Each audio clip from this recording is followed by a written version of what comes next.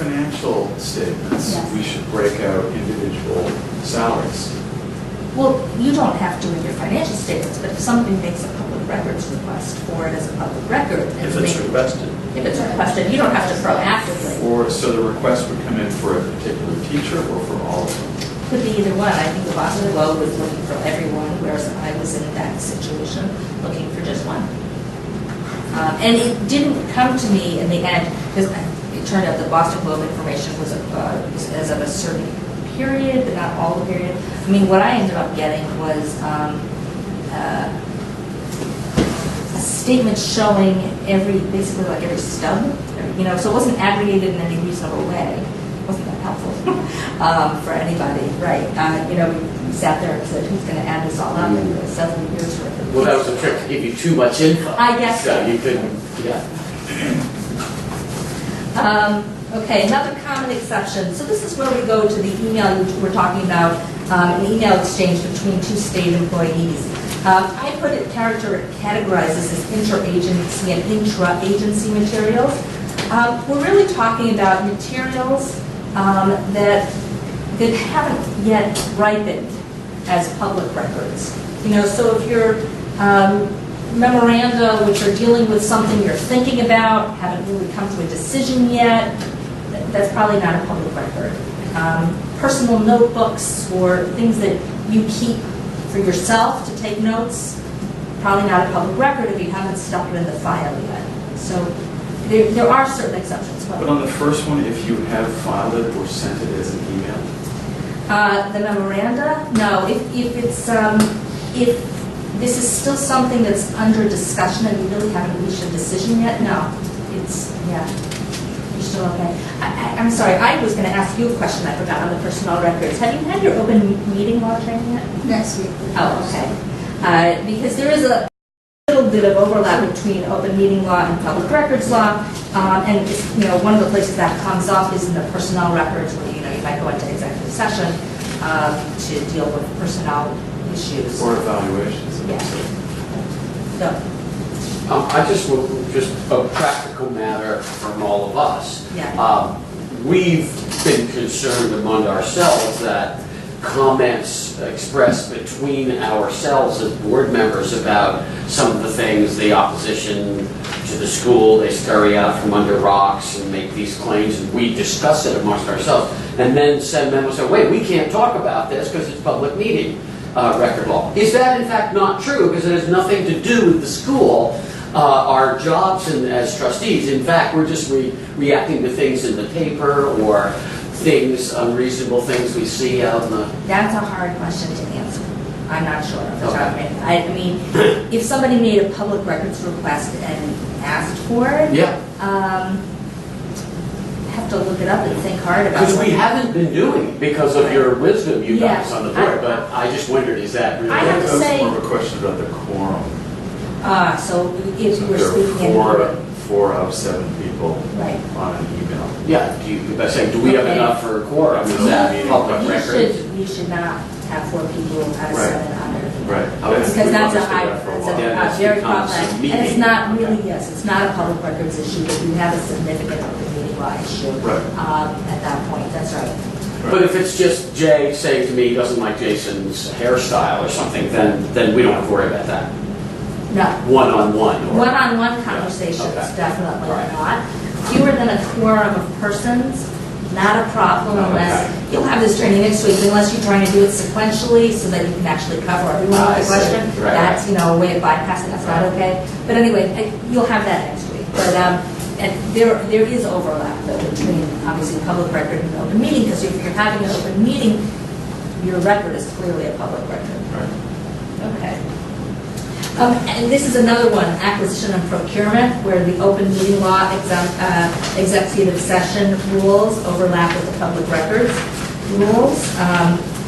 The first one, I don't know, it's pretty obvious. Proposals and bids, if you're doing public procurement and you get responses to a request for proposal, those are not subject to public records requests until the date for opening them. More fine-tuned is appraisals. And this comes up in practice. You're appraising property because you want to dispose of it or because you want to buy it. that is not a public record, because it would impede your ability to negotiate if everybody knew what your evaluation says. So it is not a public record until you have a final purchase and sale agreement. Okay, I thought this one was interesting. I love the first school. six. Yes. Right. Yes, questions and answers and scoring keys are not public records. In case you have just a creative student. But this is provided that the material is intended to be used in a future test. Now, once it's considered stale, then it is a public record. So students can, yeah. No, I'm just looking at the proposals and bids and thinking back to the work that was done on the facility. Because those were all public. Right, but there's a moment before they're public. In other words, there's a point, they were public even... Yeah, they're public all the way along. That's better, right? Well, usually there's a sealed bid procedure so that they all become public at once. In other words, people submit, and then on, noon on Wednesday, we open them all. Yeah, no, I'm into the weeds.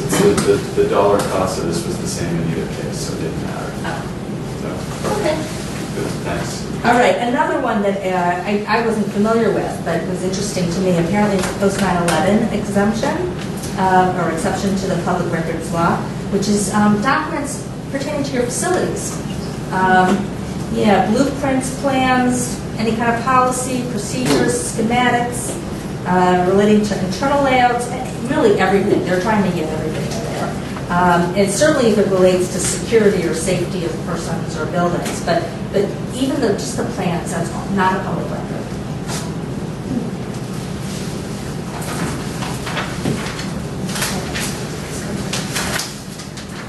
All right, the last page is records management. And this is the most complicated, where I said the least, because in order for you to have a really good records management plan, somebody really needs to work one-on-one with you.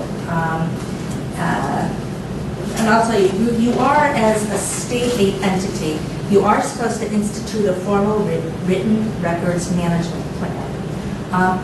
Nowadays, that makes you no different from any other entity in Massachusetts, because under most recent Massachusetts law, the Massachusetts Data Security Act and other similar provisions, actually any business or nonprofit is supposed to have some kind of records management plan in place.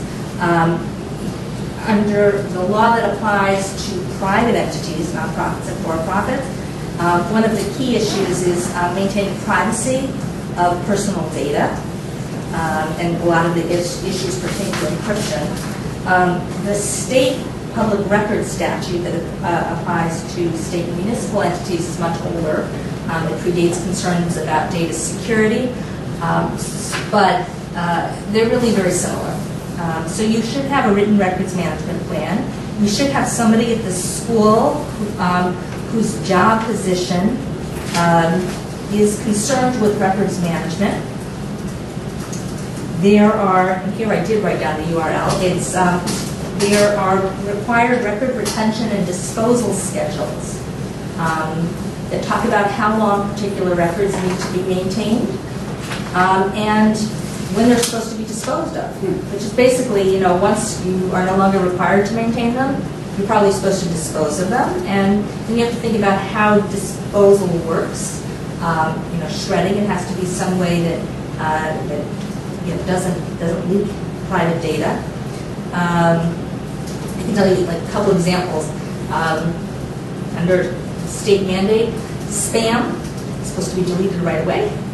There's a thought process that goes into this. Whereas most contracts, I think the term is 6 years. Student records, I don't remember off the top of my head. It's quite long. It might be 50 years after they graduate. There are state mandated records retention and disposition schedules. So your records manager has to become familiar with that, and then you have to think about, well, how do you go about disposing of old records? There are places, you're a new school, so you don't have a lot of records, but there are state archives that will accept old records that need to be maintained, and warehouses. that's something that a school could need after being in existence for a long period of time. And we're talking paper records, obviously. So in this case, we're talking paper records. I can tell you that the Division of Public Records has said, I think this is in the Bible, that if a record is required to be maintained in paper for more than 10 years, then it cannot be maintained, or I'm sorry, if it's required to be maintained for more than 10 years, it must have a paper copy. It cannot only be maintained electronically, whereas records that have a shorter lifespan might be maintained electronically. There are issues, though, with disposition of electronic records, and they're just starting to grapple with that. The new Data Security Act, which applies to private entities, we have not gotten a clear answer on whether or not state entities, because we have a lot of charter school clients in particular, but other state clients as well, whether they need to adopt the requirements of the Data Security Act, which really are very concerned with encryption of personal data that people might keep on computers and wireless technology and things like that. But we have been advising our state entity clients, our government clients, that even if it's not mandated yet by statute, most likely those are going to be considered the norms and the standards that would apply to you as well. So these are things to talk, I mean, I don't know if you have an IT person, these are things to talk about with the IT person. There's not a lot of detail here because when we work with clients to create these written plans, we find that they're all, distinct in terms of the types of records they have, but in terms of the electronic technology and what they want to put down in print. So are they going to have one of these disposal, portable shredder people come by, once every 6 months. In the truck, right? Yeah, they do. They come by. Yeah. That's right, and that might be part of the plan. Exactly. So there are different ways to deal with it. I think the main point is that we need to think about the way that you are going to be dealing with it. So our plan of records management of just giving it to the kids, so you keep this for 10 years and don't use it, kids. Right. That might not fly you. Right. Or use it for coloring. Well, whatever. Yeah. Okay. So those are the keys. Okay. So not in here are FOIA requests. We mentioned somebody makes a request for a public record. I called it FOIA. That's the federal statute, the Freedom of Information Act, but it's a similar public records request. You have 10 days to respond. During that time, you consider whether it's a legitimate request, whether it's a public record or not. You can charge per page. I think that the price right now is 20 cents per page. You can charge for search time. You cannot charge for the time that you spend engaging with the person who's made the public records request. That time is not, search time. You're a small school, so you don't have that, and you're new school. But, right. Just to clarify. Looking for the record. Oftentimes when public records requests are made, I know we do this, we put down a dollar amount, if it's going to exceed X dollars, call us. If there is a dispute resolution mechanism, there's a supervisor of public records for the state of Massachusetts, so if you haven't given over a public record, somebody can go complain to the Division of Public Records Management. Those things don't happen very often. What? I don't know, in my experience. So what is the typical charge? I mean, you say like fees for making copies. What can the school charge? Well, 20 cents. 20 cents per page. 20 cents per page? Yes. Fine. Yes. Okay, I missed that, sorry. Yes.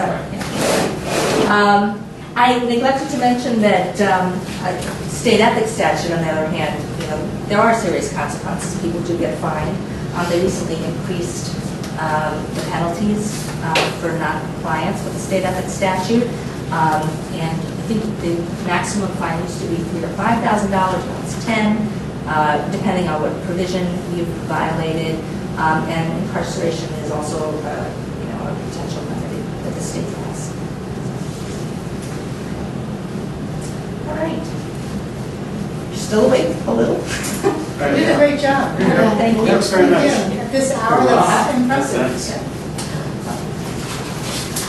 If you have questions, let us know, and I will try to get back to you on the